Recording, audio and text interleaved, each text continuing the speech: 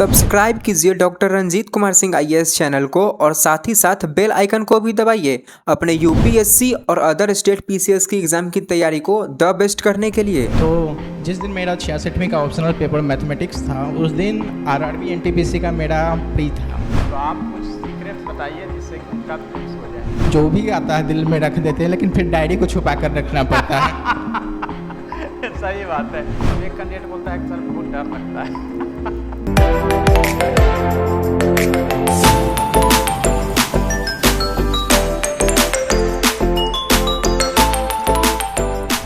हमें यहाँ पे शेयर करना चाहेंगे कि एनआईटी पटना से हमने मैकेनिकल इंजीनियरिंग में बीटेक किया है और उसके बाद वहाँ से ही एमटेक किया, जिसमें मैं ओवरऑल गोल्ड मेडलिस्ट रहा हूँ, प्रेसिडेंट गोल्ड मेडलिस्ट रहा हूँ। लेकिन जो प्लेसमेंट होता है उसमें कहीं मैं सिलेक्शन नहीं पाया। तो एक जो प्रेशर क्रिएट होता है कि गोल्ड मेडलिस्ट है और कहीं पे रोज़गार नहीं ले रहा है। तो इससे ओवरकम करना और जो सिविल सर्विसेज की तैयारी करने के दौरान 66वीं का ही मैं बात बताता हूँ। तो जिस दिन मेरा 66वीं का ऑप्शनल पेपर मैथमेटिक्स था उस दिन आरआरबी एनटीपीसी का मेरा प्री था। अच्छा। तो चूँकि उसमें वैकेंसी बहुत ज़्यादा था, लग रहा था कि अगर जॉब सिक्योर करना है तो एनटीपीसी देना होगा और अगर अपना कुछ करना है, समाज के लिए कुछ करने का मौका मिलता है तो उसके लिए आपको बीपीएससी देना होगा। एक ही दिन एनटीपीसी का एग्ज़ाम वाराणसी में था और बीपीएससी का एग्ज़ाम पटना में होने वाला था। चाह कर भी दोनों हम अटेम्प्ट नहीं कर सकते थे। तो फिर वो जो रात था बिल्कुल ही जो एक राम और रावण का जो युद्ध होता है। डिसीजन करना बहुत मुश्किल था कि कौन सा करें। ये जो होता है कि यही रात अंतिम, यही रात आखिरी वाला, तो डिसीजन बिल्कुल नहीं कर पा रहे थे। बहुत सारे फ्रेंड्स से सजेशन लिया कि क्या किया जाए, कोई नहीं बता सकता था, मेरी उलझन कोई नहीं समझ सकता था।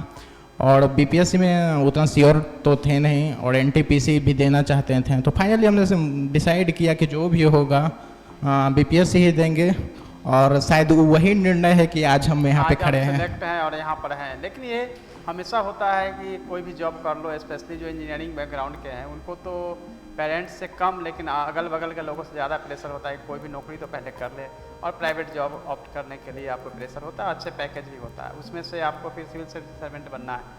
आपकी प्राथमिकताएं क्या क्या होगी, क्योंकि आपको एमईओ मिला है और नगर पंचायत, जिला परिषद, नगर निगम में आपको काम करना होगा आने वाले समय में, तो प्राथमिकताएं क्या क्या होगी? तो हमने जो सोचा है कि मतलब पहले तो जब तैयारी करते थे तब तो क्लियर था नहीं कि कौन सा पोस्ट मिलेगा। उम्मीद होता है कि सबको यही लगता है कि या तो एसडीएम या डीएसपी बने। तो लेकिन अब अगर पोस्ट के अनुसार देखें तो जो हमारा प्राथमिकता रहेगा, हमें उस लोगों तक पहुंचना है जहां तक कोई नहीं पहुंच पाते हैं। जैसे शहरों में देखा जाता है कि जैसे पटना का अगर बात करें तो गांधी मैदान के चारों ओर फुटपाथ पे सोते हुए लोग हैं, वो भी नगर में रहते हैं, लेकिन क्या नगरीकरण का जो एक्चुअल अर्थ है वो उन तक पहुंच पाया है? तो हमें वहाँ तक पहुँचना है। ट्रैफिक समस्या जो होती है, ड्रेनेज प्रॉब्लम होता है, साफ़ सफाई का जो प्रॉब्लम है, जो नगर निगम का कार्य है, वहाँ पे हमें कार्य करने का मौका मिलेगा और इसके लिए हम बहुत एक्साइटेड हैं। बहुत अच्छा लगा मुझे कि आपने उन लोगों के बारे में सोचा जिनके बारे में बहुत कम लोग सोच पाते हैं, तो उनको किस तरह से जो है स्थायी रूप से उनको बचाया जाए, उनकी रोजी रोजगार भी हो, साफ़ सफाई भी हो, क्योंकि जहाँ स्वच्छता होती है वहीं प्रभुता, यानी कि जहाँ वहीं प्रभु का वास होता है। तो स्पेशली आपका इस तरह के काम होंगे जिस पे आप फोकस करेंगे। लेकिन अभी जो स्टूडेंट आपको लाइव देख रहे हैं उनके प्रश्न जो मन में है कि 67th उनको प्रीलिम्स जो है क्लियर करना है, तो आप कुछ सीक्रेट्स बताइए जिससे कि उनका प्रीलिम्स हो जाए। प्रीलिम्स के लिए तो कहेंगे कि जितना एमसीक्यू आप टेस्ट के फॉर्म में लगा सकते हैं, कोई ज़रूरी नहीं है कि आप किसी कोचिंग का ही टेस्ट सीरीज ज्वाइन करें।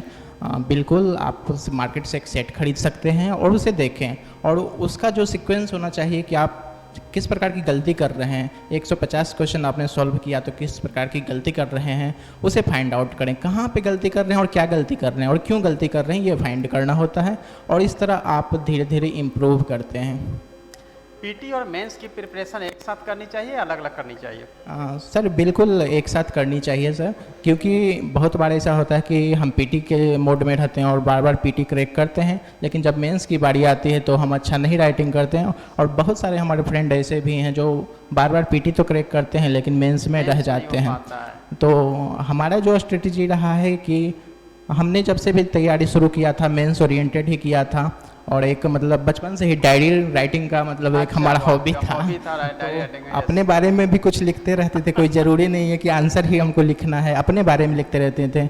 सचिन तेंदुलकर ने कभी शतक मारा तो उसके बारे में लिख दिए। तो इस तरह एक राइटिंग पे पकड़ आ गया था, जो कि हमें लगता है मेंस में भी बहुत मदद करता है। कोई ज़रूरी नहीं है कि जीएस का आंसर राइटिंग ही करें, आंसर राइटिंग करना ज़रूरी नहीं है, राइटिंग करना ज़रूरी है। मतलब राइटिंग स्किल जो है आप डेवलप कर सकते हैं, कुछ भी लिखते रहेंगे। तो मुझे याद है कि मैंने मॉक में पूछा भी था कि सच्ची सच्ची सब लिखते हैं कि कम आप ऐसे ही लिखते हैं। यस सर, बिल्कुल को हाइड करते हैं। यस सर, नहीं बिल्कुल सर, आपने डायरी के बारे में जो क्वेश्चन पूछा था, डायरी में तो बिल्कुल हम अपना फीलिंग रख देते हैं, जो भी आता है दिल में रख देते हैं, लेकिन फिर डायरी को छुपा कर रखना पड़ता है। सही बात है। तो 67th के जो फिल्म्स है उसमें कौन कौन सा सब्जेक्ट को करना चाहिए और कहाँ कहाँ से करना चाहिए? कुछ चैप्टर बताइए, कुछ सब्जेक्ट बताइए, बुक भी बताइए।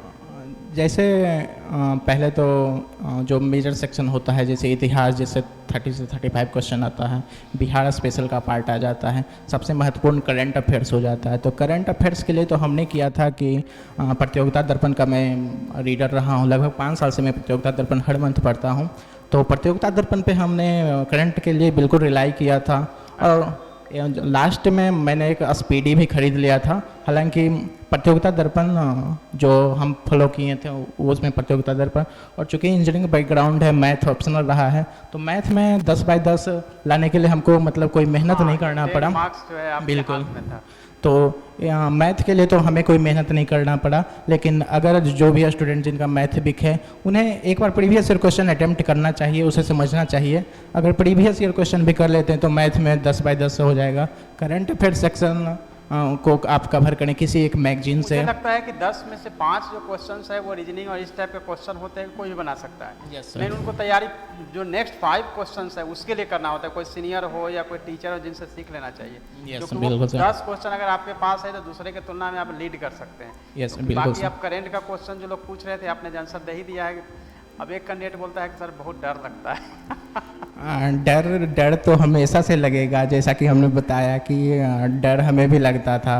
और हमेशा मतलब एक जो डिसीजन करने का जो एबिलिटी होता है कि आरआरबी एनटीपीसी दे कि बीपीएससी दे, तो डर तो वहाँ भी था।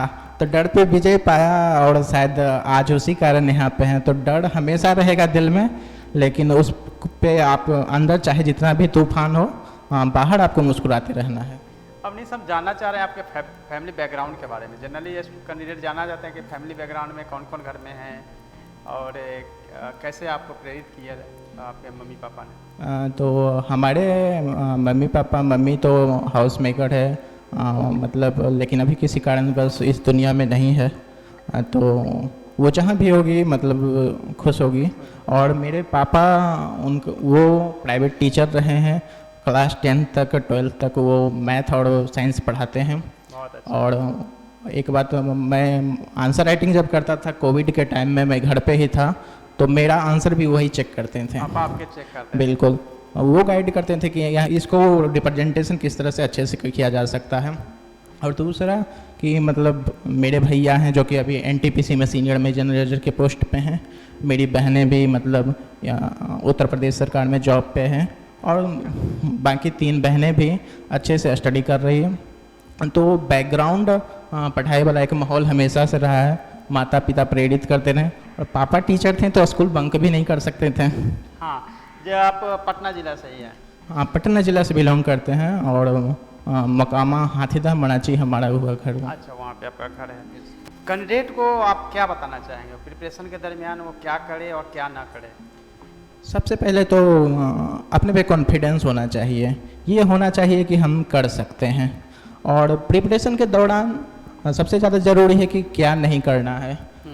पढ़ना क्या है ये सब कोई बता देता है, क्या नहीं पढ़ना है ये कहीं ना कहीं आपको ही फाइंड आउट करना पड़ता है। तो क्या नहीं पढ़ना ये बताइए। सबसे पहला तो है ही ना कि क्या पढ़ने से जरूरत है कि क्या नहीं पढ़ना है, क्या करना है। तो सबसे 3 ऐसी चीज़ें बताइए जो करना है और 3 ऐसी चीज़ें बताइए जो नहीं करना है। बस इससे जो है वो सभी स्टूडेंट जो है उनको लाभ मिल सके। जैसा कि सर ने पूछा कि 3 क्या ऐसा चीज़ है जो करना है, तो पहला तो चीज़ है कि पीटी करना है तो आप सेट प्रैक्टिस करिए और उसे आप अपनी गलतियों को मिनिमाइज कीजिए। दूसरा चीज़, मेंस भी क्लियर करना है तो उसके लिए आप राइटिंग करिए, कुछ भी लिखें लेकिन लिखने का आदत होना चाहिए, स्पीड होना चाहिए, फॉलो होना चाहिए। और तीसरा चीज़, इंटरव्यू के लिए अगर है तो इंटरव्यू में फिर आप मिरर प्रैक्टिस कर सकते हैं, दोस्तों से गाइडेंस ले सकते हैं, सर से सलाह ले सकते हैं, कोई भी आपका गाइडेंस हो सकता है, आपके भाई हो सकता है, आपका मित्र हो सकता है। तो ये चीज़ करना है। क्या नहीं करना है, अगर इस पे बात करें तो अगर मार्केट जाते हैं तो बहुत सारा मटेरियल है, तो मटेरियल के पीछे नहीं भागना है। नहीं है। जो आप सिलेक्ट करें उस पर विश्वास करें कि यही बेस्ट है, उसी को करना है। ये नहीं कि हर दूसरे दिन नए नए मटेरियल ला रहे किताबें हैं, लेके आ गए, बिल्कुल बुक लेके ये आ नहीं गए। करना है। दूसरा, एक बार पढ़कर उसे छोड़ना नहीं है, बार बार रिवीजन करना है। रिवीजन करना है। कम रिवीजन करके आप नहीं जा सकते हैं। तीसरा, पीटी का नेचर जो फैक्ट का होता है तो फैक्ट पे आप ज़्यादा फोकस करें। जैसे कि हाल के एग्जाम में ही बहुत सारा योजना का डेट पूछ दिया जाता है, तो डेट को इग्नोर नहीं करना है। अब इस लास्ट में जाते जाते अब क्या बोलना चाहेंगे? अब आपका डिटेल जो है, जब टाइम मिलेगा तो हम क्लासेज वगैरह भी जो बाहर हैं, जो ऑनलाइन देख पाते हैं, दूसरे स्टेट में भी है हमारे बिहार के स्टूडेंट, उनको तो आप बताएंगे ही, आगे भी आपका हम चाहेंगे कि डिटेल्स जो है 1-2 घंटे का क्लास हो। लेकिन अभी चूँकि 3-3 कैंडिडेट आए हुए हैं और सब लोग सुनना चाह रहे हैं सभी Yes, को, sir. तो जाते जाते आप क्या कहना चाहेंगे? जाते जाते तो यही कहना चाहते हैं कि जो मतलब हम अपना एक्सपीरियंस अगर बताएं तो हमारा जो सक्सेस है अचानक नहीं मिला है, बहुत इसके लिए संघर्ष करना पड़ा है। मैं गोल्ड मेडलिस्ट रहा हूं, फिर भी संघर्ष करना पड़ा। तो संघर्ष हर किसी के जीवन में आता है। तो एक चीज़ जो आपको लंबे प्रिपरेशन के लिए तैयार करेगा वो है पैसेंस और धैर्य, जो इसको धैर्य हिंदी में, तो पैसेंस आपको रखना पड़ेगा। महाभारत का एक श्लोक हमको याद आता है, जो बी.आर. चोपड़ा का महाभारत अगर देखे होंगे तो उसमें है कि एक लाइन है कि आस कह रही सांस से धीरज धरना सीख, मांगे बिन मोती मिले, मांगे मिले ना भीख। तो ये बात आप गांठ बांध लें कि आपको धैर्य रखना होगा, पेशेंस रखना होगा और तैयारी करते जाएं। लोग कहते रहेंगे, कहने वाले कहेंगे, और वही लोग जब आप सिलेक्ट होंगे तो आपका सम्मान भी करेंगे। थैंक यू अवनीश, आपके उज्जवल भविष्य की मैं कामना करता हूं और पूरा मिशन 50 परिवार आपके साथ हमेशा रहेगा। Thank you sir, thank you sir. Take care, thank you.